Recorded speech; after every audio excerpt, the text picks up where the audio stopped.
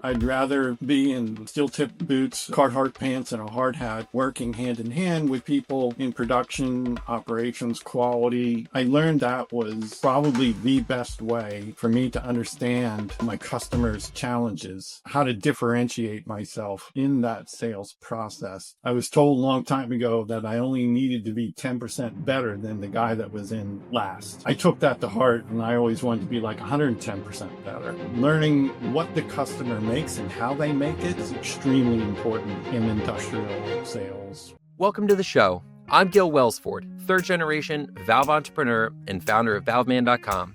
Join me as I hear stories, learn wisdom, and get industry inside insights. This is more than valves. It's business, legacy, and resilience. Let's get into it.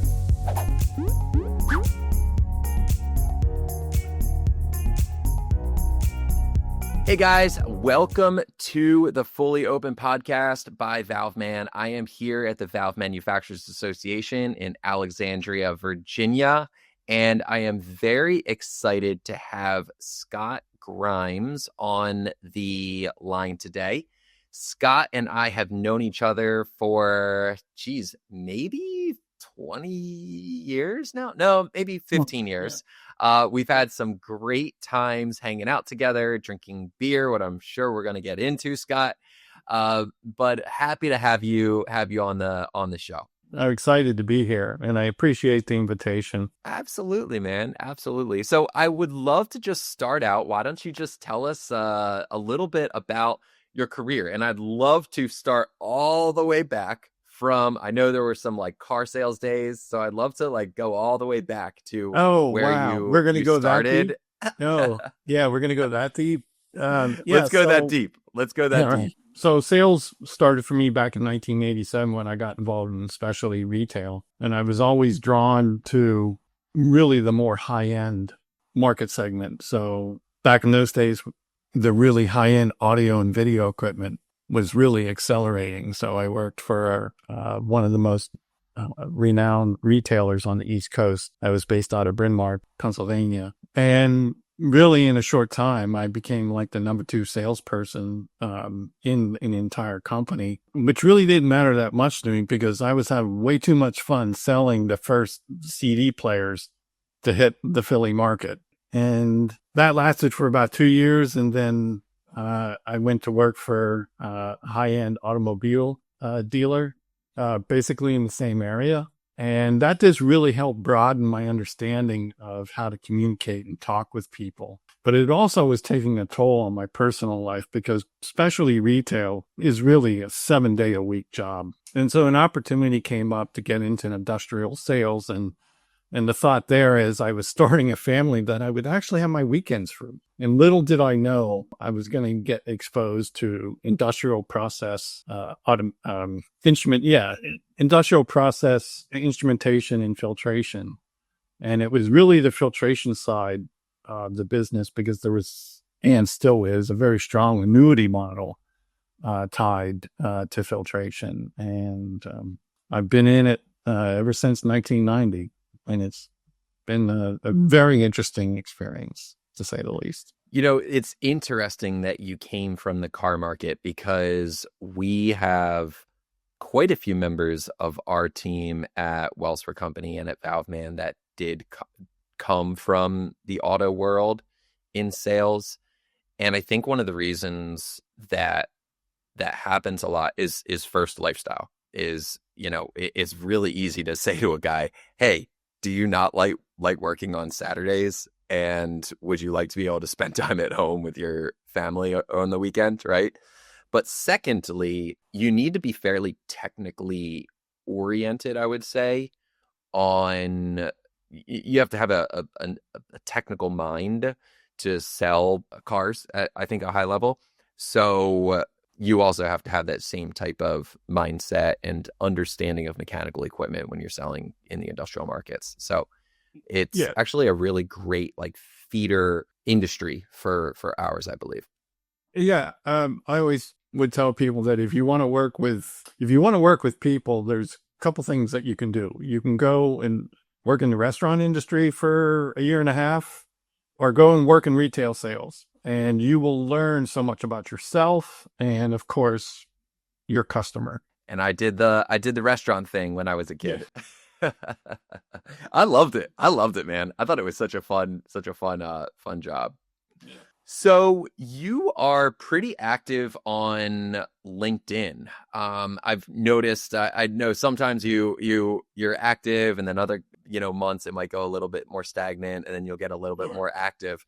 Tell me a little bit about that. I'd love to dive in on that and sort of why you do it. Well, yeah, I learned, many years ago, that the digital world and social platforms are going to be a key part in doing business. And so I worked very hard in increasing my online profile by trying to put meaningful content that was relatable to whoever was following. And of course, I had no instruction, had no idea what I was doing. But I learned how to tag things or appropriate certain meaningful points, or how to be inclusive and drag other people into the conversation. And that has led to a pretty decent online profile. And I think LinkedIn, even though I swear they changed their algorithms probably 5-6 years ago, but who doesn't? I mean, LinkedIn has to make money to keep the lights turned on too. So I saw a post the other day about the Chobani plant. You had posted a TED Talk with the CEO of Chobani, and so tell us a little bit about, and you had said that you had been in that plant. So tell us a little bit about what you're doing now, and how does that why were you in the Chobani plant with what your job is now? My approach to industrial sales, filtration sales, has always been hands-on. I'd rather be in steel-tip boots, Carhartt pants, and a hard hat, working hand-in-hand with people in production, operations, quality, maintenance. And I learned that was probably the best way for me to understand, my customers' challenges and how to differentiate myself in that sales process from the person who just was in to see the client before me. I was told a long time ago that I only needed to be 10% better than the guy that was in last. And I took that to heart, and I always wanted to be like 110% better. And learning what the customer makes and how they make it, I think is extremely important in industrial sales, whether it be filtration or selling valves. And I've really appreciated some of the recent things that you have been posting. I've taken a keen interest to that because it seems that we're somewhat cut from the same cloth in that respect. So what I was doing up in that upstate New York Chobani plant was just working with them on some process applications, process improvements, and that led to several visits, and of course then being involved in their Idaho plant as well. But that's just right now. So right now you're selling mostly sanitary and high purity filtration in the pharmaceutical, food manufacturing industries. Absolutely. Yeah. It's probably the cleanest environment that I've ever worked in. When you have to put on a gown and a smock and constantly wash your hands when you go from room to room, then working in some of the refineries in New Jersey and Philadelphia, or even some of the coal-fired power plants that I'd spent time in. So yeah, it's as I move towards the tail end of my career, it's nice to be, I guess, in a cleaner environment. But to me, it's always been the same, whether it's coal-fired power plant or a yogurt plant. Understanding what it is my client does, how they do it, and what their needs are, and how I can help them. It's always so. Been, I think been one thing that I've learned from you, Scott, in the years that I've known you, is really understanding exactly what the customer does. Like, how do they work? Because I think without knowing how they do what they do, you're not able to really add that much value, because if you want to add value, you need to actually understand their process, because it's the entire stream of a process. The issue might have happened way upstream, but you're actually seeing it downstream. And you really understand that. And something that we talk about with our team, and I love to do, is I love to ask people, so tell me about this really cool thing. Like, we're working with a company, I can't disclose too much, but a company that's overseas, that's building these vessels that are going to be submerged under the ocean for very, very long periods of time. And we were talking with that. We're under NDA, so I can't talk too much about it, but it is an amazing process. I love it. It's so cool. And it's doing stuff that is going to change the world. And one thing that you and I have connected over is beer, is the brewery industry. We've gone to events together. We've toured brewery plants together. So you really live. You don't just talk about it. You truly live this, understand the process. You're so passionate about beer.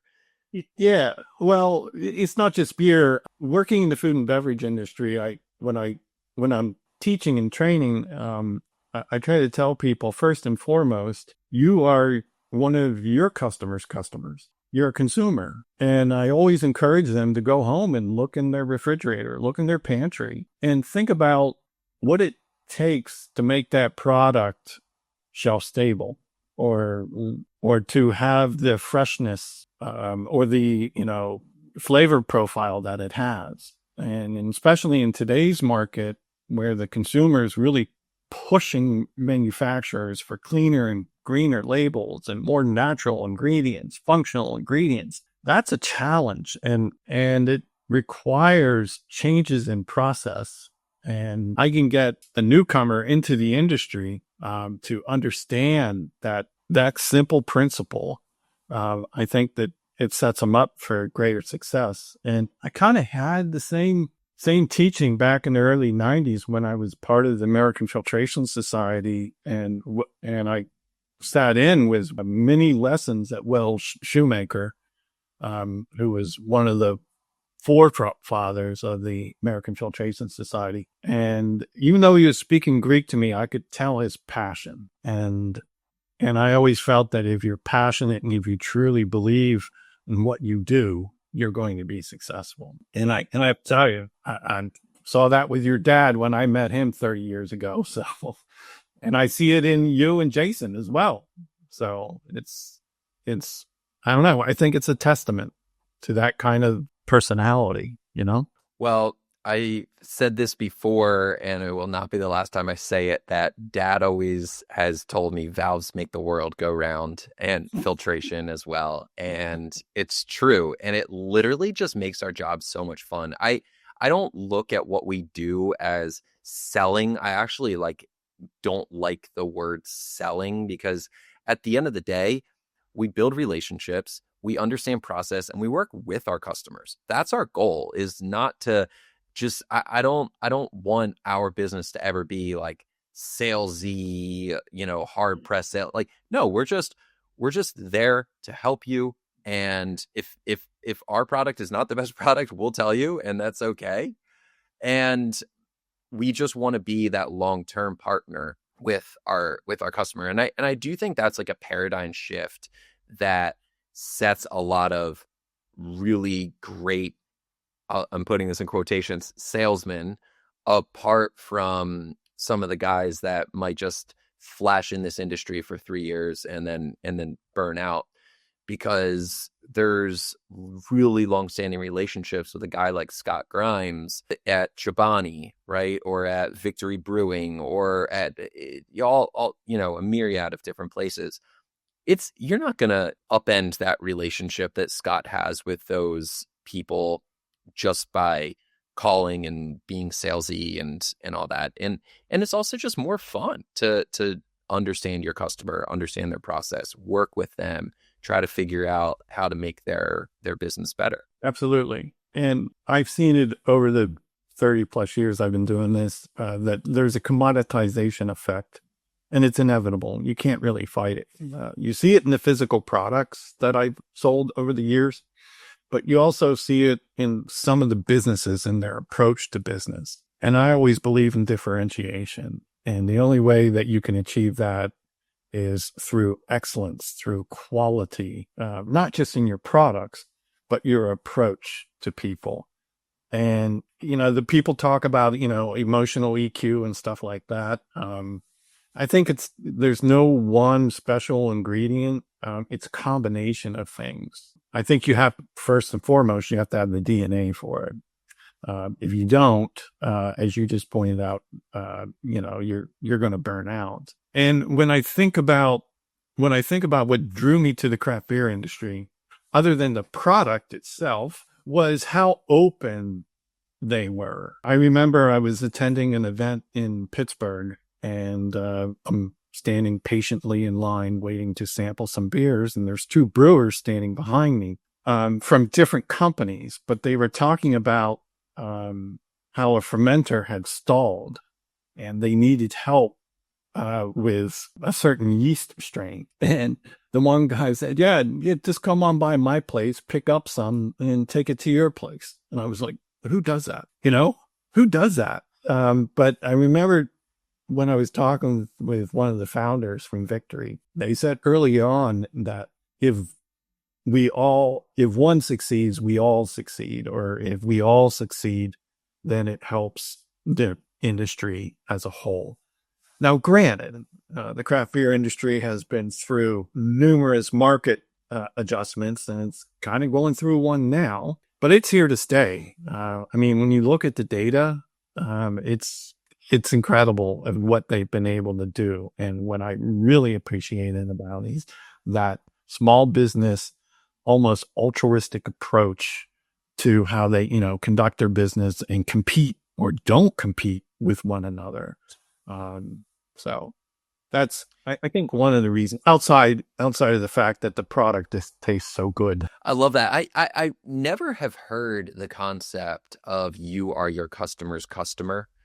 And that's something I wrote that down. That's something I'm gonna chat with our team about, because I think it is a really good point. And just the other day, we were selling some valves to a very, very popular co-packer that makes red sauce, spaghetti sauce, that we use at home, and it's very, very good. And we actually sold them some sanitary valves, and ended up hopping on the phone with the guy. I was talking with him along with one of our other sales team, Cleon, and it was so it brings it home so much. Like, I am going to put that red sauce on my kids' pasta tonight, and I just sold them valves, so it's going to that red sauce is going to go through the valves that we sold them. I just think it is so cool, and it brings it home. When I was a kid, things like I remember my dad saying, "Oh, we filter all Hershey's chocolate," or, "Oh yeah, every single bottle of Yingling goes through our valves," and so many different things. And that's what is so cool about this industry. There aren't too many young people coming into it, but the young people that are normally do find it really cool, because it's cool stuff, Yeah. Being able to take ownership is incredibly important. It's sometimes hard to do today, just because things shift so rapidly. But if you can pause for a second and look at that customer relationship, from the consumer to the producer to the vendors then who support the producer, it's a really interesting concept. And I try to get people that when they do this, that they don't read from left to right, but they read from right to left. And what's on the right side is the consumer. What are their care-abouts? And then you go to the producer, and let's say it's Yingling. What are their care-abouts? And once you have that somewhat figured out as a valve supply company, you have a better idea on how to approach them. That's really, really interesting. I don't think like that. So I'm really, really None of us. glad. Well, you do, but it just took some Well, time, right? right, right. Yeah, there's a little more gray here. So I'd love to take a little bit of a step back. You talked about you mentioned something which was about the commoditization of relationships, and it's something that Bruce Brockstrom and I talked about the other day on episode 2 of the podcast about how just the importance of a relationship. And as an e-commerce brand, ValveMan has actually shifted a lot into, we don't just want to sell valves online. We want to build relationships with our customers and just be the easiest place for them to buy valves when they need them. But even though they're buying valves online, they still know that they can call Josh or Amr or Cleon or Len or whoever their rep is, right? So I feel like one of the reasons that there's been such a commoditization of the relationships is partly because of the digital online thing. But I think one of the other things is that there has been a lot of consolidation in our industry. There's been a lot of private equity gobbling up a bunch of little companies. And I don't know if they necessarily had that long-term look at wanting to create an amazing customer experience and long-term relationships and have that really long outlook. But Scott, you work for Donaldson Filtration, a huge company, and you have always had a really, really long outlook in your approach to business. So how does that work for you? I mean, you again, you work in this big company. I'm sure there's always, there's quarterly benchmark pressures, right? But you always are focused on the long term of the relationship, not just with a customer, but with a supplier like us. We sell your products. So tell me a little bit about that. Well, the commoditization in the business approach, I think, is driven by the need for rapid returns, and I get that. It's almost unavoidable these days. Whether you're privately held or publicly traded, you need strong ROI. Your cost to service needs to be held in check, because cash is king. And so there is some of that, and I do appreciate digitization and the way we gather data and analyze data and use it to make decisions. However, in larger projects, higher CapEx projects, there still is that human element. And as long as that human element remains in the process, I still feel that there's a need for this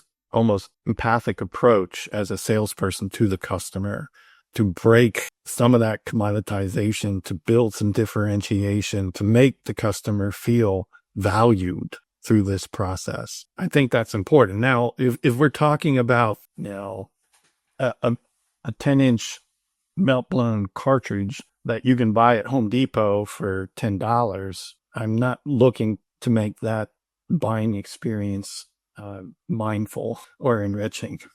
But just as you're mentioning about hygienic valves, you automate that valve. Now it's a three-way valve. It's got position indicators on it. And, there's a lot more to it because it's tied to more of, in the food and beverage industry, pharmaceutical industry, we call them critical control points. Sure. And so if we're active in that space, I think it still requires the human touch. Analytical, of course. And because of that, I still see that there's actually an ever increasing need for this kind of sales behavior because of the way processes are changing, automation, tolerances, speed, batch runs. Instead of 50,000 gallons, now I'm going to do 200,000 gallons before I shut down and clean. The material, the equipment, the filters, the valves, the pumps, everything has to be built up to that standard. And I still believe that it takes people like you and I and our customers, the engineers, to be able to make that evaluation that this is going to be appropriate for the application, for the process, what have you. And so I really try to push people to, as you were talking earlier or hinting to it, that you have to look upstream and downstream of the pump, of the valve, or in my case, the filter, and take the blinders off and really understand what the customer is needing to do here and educate yourself. If you don't know anything about pumps, go educate yourself. I didn't know anything about valves 20 years ago, but I think I do okay with them now. Certainly not as well as the Welsford Company does. But my point is that I feel such a need to break those chains of commoditization, because I think maybe this is just me, maybe it's a personal thing, but I think it devalues me, and that bothers me. Yeah, that's a really interesting point. Is mine and they hear fun. Right. Well, and I think a lot of it comes down to trust, right? Like, how do I trust you? And it credibility of it's asking the right questions and you build rapport. And as a result, you end up building trust with a customer. And when you do have the backing of that you do of being in this industry for a long time, that you just walk in with some trust. But if you were a jerk, people aren't going to want to work with you anyway. So I'd love to take this conversation I'm going to take the conversation a completely different way. All right, Scott, I don't know if anyone's called you this, but a pretty intense guy. I know you love to do rock climbing. I think you've talked to me about ice climbing, maybe. Yeah. I know you love to do cycling, all that kind of stuff. But you also are a really hard worker. I mean, you're, in the Chobani plant in, I think it's Vermont, Indiana. You're touring breweries. You're in the pharmaceutical processing. You have teams that you have led in the past, and in a really, really strong way. So I feel like Scott, when I think of Scott Grimes, man, you just do everything in a really intense way. How do you work-life balance? Let's talk about work-life balance. So how do you work really, really hard, but also play really, really hard, like some of the stuff that you've told me about? And for our listeners, maybe you can tell them a little bit about some of the stuff that you love to do. Yeah, work-life balance. Yeah, I'm not the person to answer that question. So some really basic principles.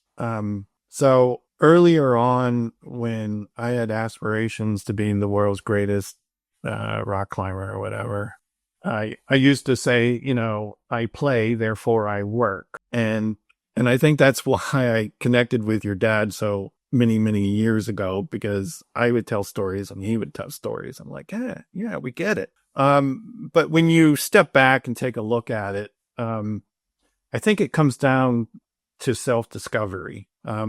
I am not the kind of person that is going to go to an all-inclusive resort or, like a cruise or something like that, because I really appreciate self-discovery. And my activities, whether it be rock climbing or ice climbing, kind of feed that. Maybe a little bit to the extreme. But then when I look at sales, the first time you go in to see a customer, you have no idea what to expect. Well, back in the day, you did. Now we've got LinkedIn and you can do a lot of pre-qualification and stuff like that. But there's a certain level of excitement and anticipation of not knowing, and then just plunging ahead and doing it and appreciating your failures and your mistakes. When it comes to climbing, I've backed away from more frozen waterfalls or steep granite walls than I can remember. But they're not necessarily failures. A botched sales call is not necessarily a failure per se, as long as you're learning and retraining your brain or your body for the next time you do it. And maybe you will be successful that time around. So are you saying that really sales is just another way to get that adrenaline rush like you get when you're ice climbing? Oh my God, yeah. to hear somebody say yes, like, you did your damn job. I was taught a long time ago that you're not a salesperson until you hear no. And up until you hear the word no, you're just an order taker. True. So when you hear the yes, or you get the purchase order faxed over or emailed over late on a Friday, and it's a 6-figure purchase order, that's good. I mean, that's real good. I'm going to go have a craft beer. Right. And then on Saturday I go climbing with my buddies, and we get to the top of the climb, and it's beautiful scenery, and it's kind of the same, it's this feeding that need for self-discovery, for excitement. I love that. And so work-life balance, I don't know. I think it's an overused term, to be honest with you. You're always chasing the adrenaline. That's right. That's what you're doing. And if you play hard, you work hard, live, One of my life mantras, and I've had this for a very long time, is work extremely hard, play even harder. And I don't know if that's I wouldn't say that's not work-life balance, by the way.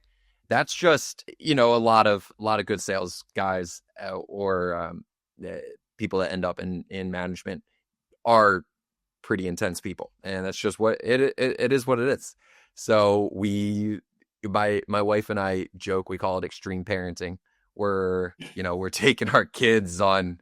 Oh my gosh, I was earlier this summer. I had my 4-year-old daughter, and we were snorkeling, and it was like 60 feet deep, and I love to free dive. So she's floating there. It's like 60 feet, and I let her go, and I'm diving down, and she's watching daddy, hanging out with the fish. He is like calling me a mermaid, and we call it extreme parenting. And it doesn't mean I wasn't there on Monday working very, very hard, but we just we play extremely hard also. No, it's there's too much to be enjoyed, whether it's with your kids, now with my grandchildren, with my customers, or with my climbing biking buddies. It's, I don't know.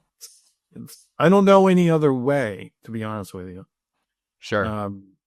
I guess there's a childhood psychologist out there who will figure this all out for me, but So let's talk about this. We touched on it a little bit earlier, but there just aren't that many young people coming into this industry, and there's a knowledge gap in this industry. And you are so gracious with your time to train people. I know, Brett is a perfect instance of that. Brett and you worked together for a long time. I don't know if technically you guys still work for Donaldson Filtration, but I don't know if are you still on the same team with Brett? Absolutely. Yep. Okay. Yep. But I know you've been a mentor for him. So you've helped him bridge that knowledge gap, and he's grown so much. I mean, he and I were chatting a couple of weeks ago, and he was telling me how much he feels like he's grown in the industry, and he attributes a lot of it to some of the things you've taught him. How do you think we do that? I mean, as a young organization, we're trying to bring up people from the car industry and bring them into the valve industry. So what do you think is the best way to do that, Scott? Good question. And if you and I can figure it out in the next 15 minutes, I think we're going to be really rich. Well, you said you had the gray hair, so I'm just looking to your wisdom. So I think there's some really unique challenges with the younger generation. And maybe we need to kind of work harder on level setting expectations for entry-level positions, so that we can get them in and get them excited about the industry and start filling that knowledge gap. I was in a cold mill many years ago, cold rolling mill, and they were talking about the skills gap. And that's been tip of tongue, somewhat popularized nowadays through social media to go into the trades. That's been in discussion for 10, 15 years. And for what I've seen, there's been a shift. When I go into the maintenance shop and I look at the age of the electricians or the people who are are doing hot work, welding, I'm definitely seeing a shift. But what I'm not seeing, Wait, what do you mean the shift? Like what kind of shift are you seeing? that there's more people present. More young So people. yeah, more young people. I apologize. More young people present, and they're in these large production facilities. Don't have to hire out. They can now hire people internally, and have better control.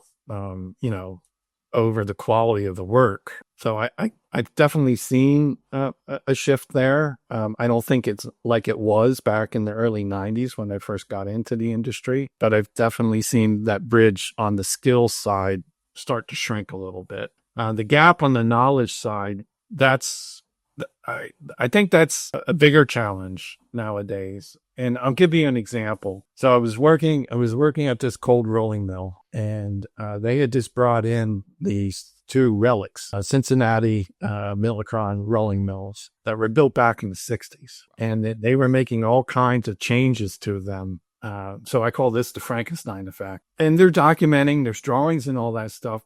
But now you have to figure out how to marry those, the kind of that older infrastructure with the newer technology on top of it. And not only, instead of having it, and I'm just being arbitrary here, I'll say this cold rolling mill was, let's say it was doing, I don't know, 10 feet per second or something like that. And now they want to triple that, they want to triple the output. So they've made the changes to all the, the fluid power side of things, the bearings and everything. Well, now who's going to operate it on a day-to-day basis? You've kind of Frankenstein this thing together to meet production demands and speed and quality and all that stuff. Who's going to operate it? Well, it's going to be the older guys who had been operating that mill before the improvement. And it's that knowledge in the head on how to nurse this thing to life and get it to do what you want it to do. And now, the workforce is retiring, and the young people coming in, they get incredibly frustrated because that knowledge transfer wasn't there. And they're just looking at some documents trying to, replicate what had happened prior to the previous team retiring. And so I don't know. Yeah, it's all good when everything works perfectly to plan. But when something deviates a little bit and, and they didn't learn that, it's tough. I do feel like one of the things that are, at least in the United States, we used to have very strong apprenticeship models. And I feel like apprenticeship is just like going away so much. Now, maybe we just call it mentorship, but mentorship to me is not formal. It's a less formal type of relationship. So what we are trying to do at Welsford Company and at ValveMan, because we have our, we call them our legacy sales team, right? They've literally been selling valves with us for That's a polite way of 40 calling years. them old. But they've literally been selling valves for 40 years, right? So when they see an application, they're like, oh yeah, I dealt with that like 25 years ago, and this is how you handle it, right? Or go to this vendor, they have this really obscure product or what have you.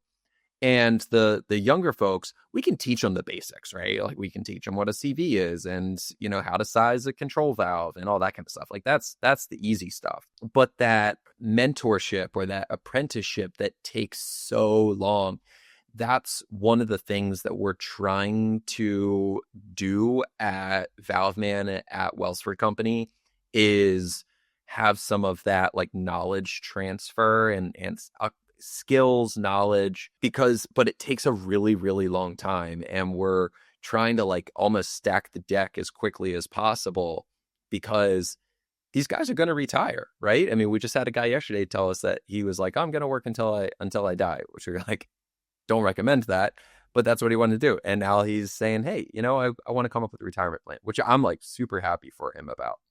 But he's going to be retiring in a few years. And we have a few other people that are going to be rolling off the team into retirement. And we just want to do as much of that, like apprenticeship and mentorship, whatever you want to call it, as possible. Yeah, I thank you for saying that, because that's a word that I probably haven't used in a long time, that apprenticeship. And I applaud you guys for taking that approach, because I think that it's vital for, you know, a small business entity such as yours to continue to be successful on and on and on. So kudos to you and your brother and the rest of your leadership team for taking that on, because I think that's incredibly important. Application knowledge is just so vital, and that needs to be passed on. Yeah, for sure. Yeah, I think what we have discovered in being a growth-oriented business in this type of industry is that training is paramount to our success. And training isn't just a sitting down and reading a book or watching a video. It's real hands-on, on the job training, sitting down with these folks. And we have some formal processes to do that, and we have some informal processes to do that, but we could probably even do a better job at it. But it's and there's just also some hands-on, you just got to get your hands dirty to learn. Yeah. Right. Absolutely. And never give up on it. When you think you're done, you're not. We have to position ourselves with a mindset that we are lifelong learners, and you can never, ever stop. And that goes back to the comment that I made earlier about self-discovery. Be curious. Don't think you're ever done. There's a saying that goes around our office more, believe it or not, with the legacy guys than the newer guys, is you learn something new about valves every day. And it's true. I mean, you could there's so much about filtration and valves and all this entire industry that you can learn every single day. And it doesn't stop, because there's new innovations too. I mean, the world of AI and automation and I mean, there's so much on the software side of things in our business right now. I think you and I right now are just talking about the mechanical side. We haven't even gotten into software yet, right? So it's and I think that's why it's a fun industry. It's a fun business. So no, there's always something new. That's for sure. For sure. Well, Scott, thank you so much for your time today. I really appreciate it. I always love hanging out with you over a beer and talking about our business. We would love to continue to work together. I know we have a couple projects in the hopper right now with some pretty awesome pharma stuff. The pharmaceutical world is just like changing so much right now. I think with some of these like cultured meats and that kind of stuff. So we'd love to chat more about that. That's a whole other podcast, right? But I would love to chat more about that over a beer. So thank you again. Really appreciate you, and looking forward to chatting again soon. Oh, thank you very much. This was fun, and I really appreciate you reaching out in the first place. So thank you. Absolutely. All right, man. Have a great day. See you. You too. Take care. Bye. Bye. Thanks for listening to Fully Open. If something stood out or sparked a thought, I would love to hear it. See you on the next one.